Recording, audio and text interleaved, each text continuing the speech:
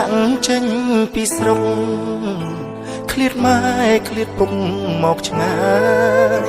ដីក្រុងភ្លើងពណ៌ឆើតឆាយមិនសប្បាយដូចស្រុកយើងទេ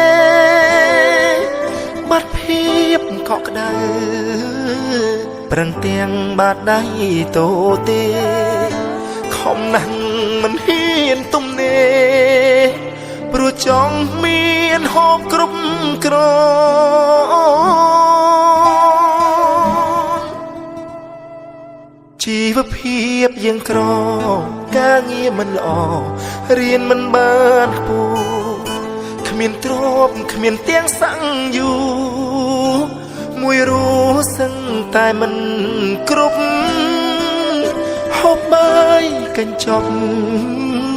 តែងព្រឹកទៅហូបដល់យប់បើថ្ងៃនៅរះមិនឈប់រូបខ្ញុំនៅតែខំប្រឹងញឹងហូរសស្រាំងខោអាវប្រឡាំងសុទ្ធក្អែលតែក៏មិនដែលបំពេញលើអ្នកណាឡើយรู้ដោយស្មោះត្រង់មិនចង់ឲ្យគេឌីឡើយទោះក្រយ៉ាងណាក៏ដោយពុកម៉ែផ្ដាំហើយកូនណាធ្វើល្អ